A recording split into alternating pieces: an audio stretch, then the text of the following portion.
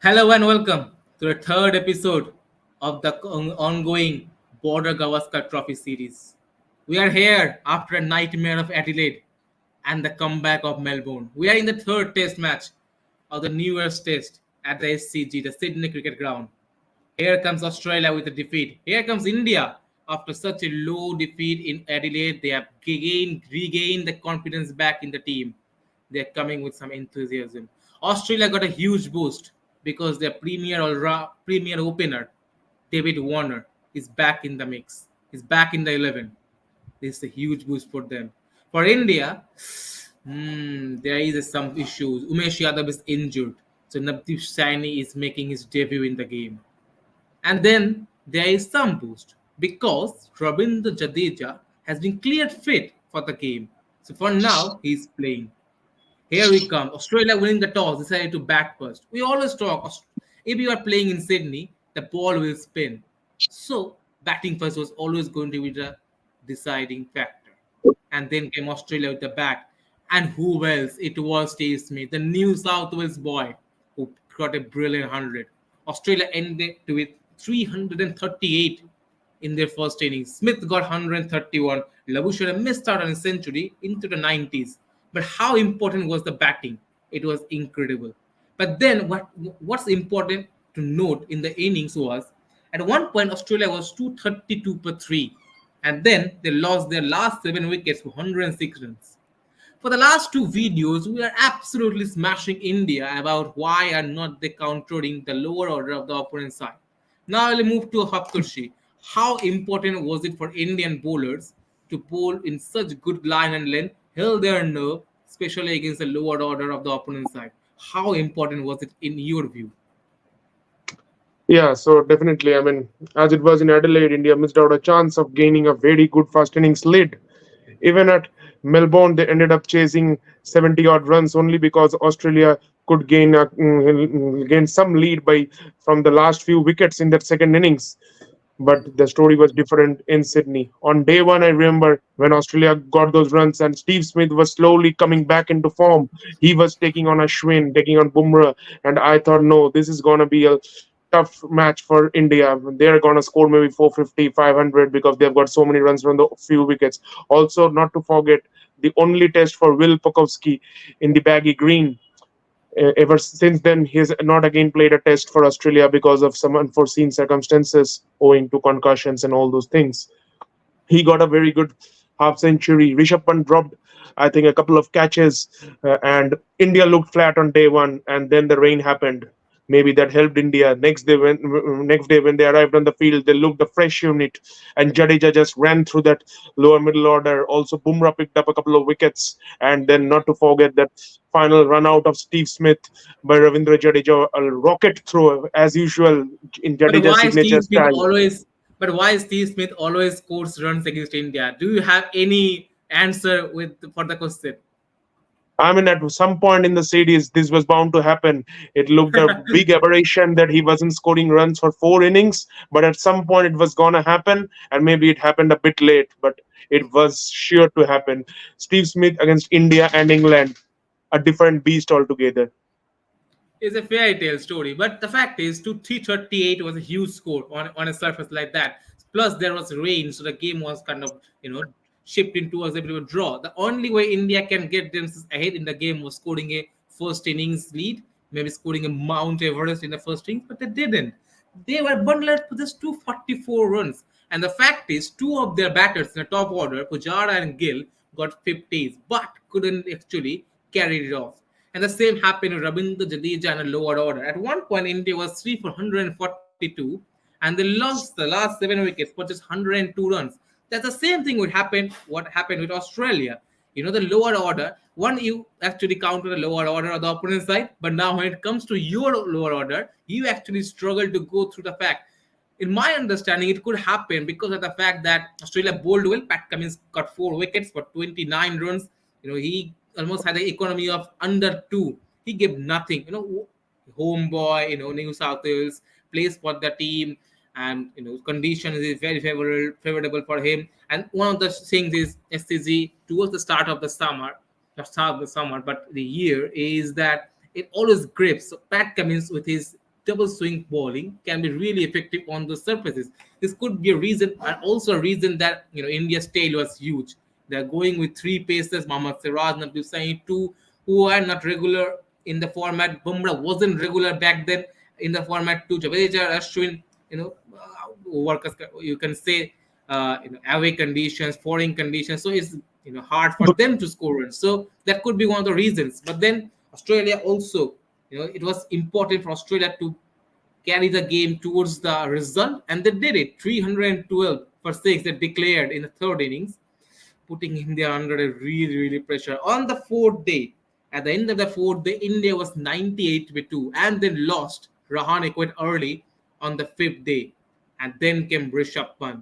That was, I think, the sign of what Rishabh Pant is going to do in the world cricket. I will ask you to move forward and take us to that innings of Rishabh Pant, what he did. 97 of 108 deliveries. How brilliant was he with the bat? Yeah, so I mean, after the thrashing on day four, India looked pretty positive with Rohit and Shubman, but then the law of those two wickets, and I remember Rahane and Pujara almost shut shop by the fag end of the day. And then I remember even Pant wasn't keeping in the third innings because of some sort of an issue with his elbow, and then he was given a promotion once Rahane got out early on day five, and maybe something special was gonna happen. I remember I just opened the scorecard in the morning and I was thinking maybe India will be some 5-6 down by now at least. 400 plus is just not happening. Even if India can draw this, it's gonna be a hell of a task. And with this guy, he spent a few, I know maybe a couple of catches were dropped by Team Payne for Pant, but then he took his time. He played some 30 odd deliveries, and then once he got hold of the surface, he just stepped out and smashed Nathan Lyon for a huge six, and then he never looked back. He kept on smashing boundaries for fun. And I remember once one Australian commentator was shouting that, is it a day five test match going on or is it the BBL going on?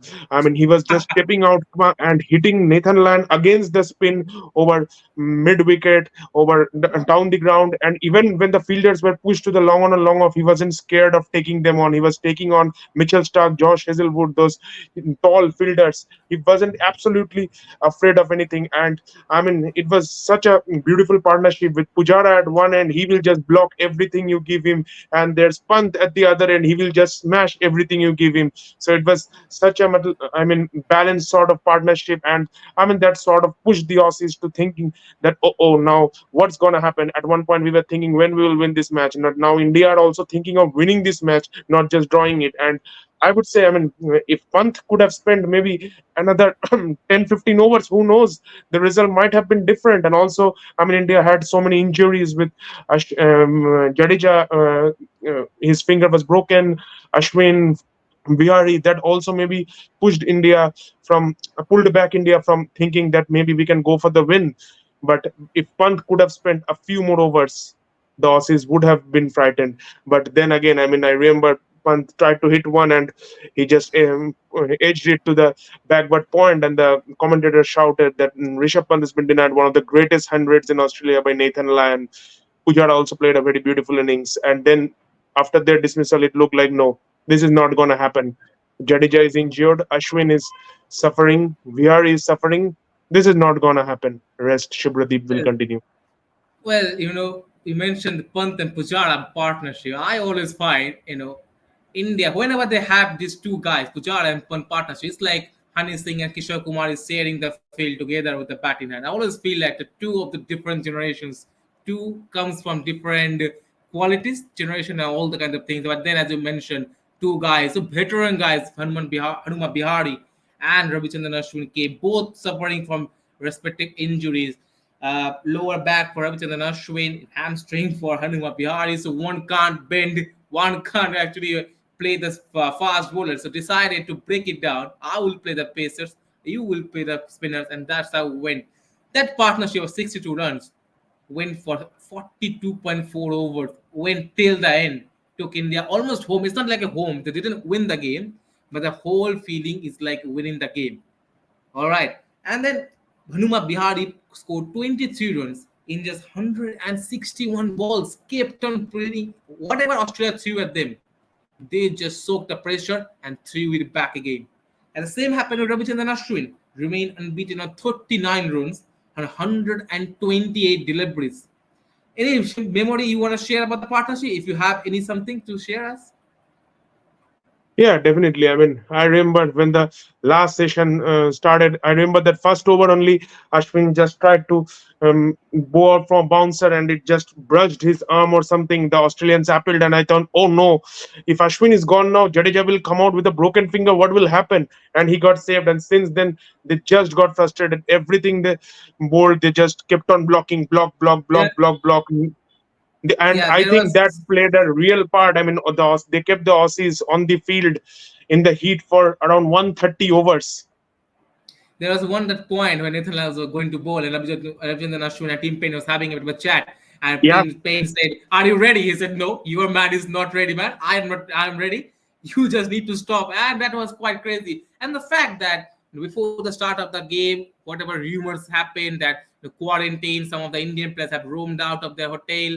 So keeping all this aside, and then the fact is you are losing the first test match on that way, and then you are again on the brink of losing another test match, and to hold your nerve and going to with 1-1 for the fourth test match. Obviously, the match was ended in a drawn result, and now the Gaba test has become the final frontier. Whoever wins will go or retain the Border Gavaskar trophy. But the fact is, we're moving to fourth test match.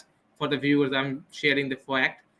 Australia haven't lost a Gava test match for 32 years. Can India bridge the fortress?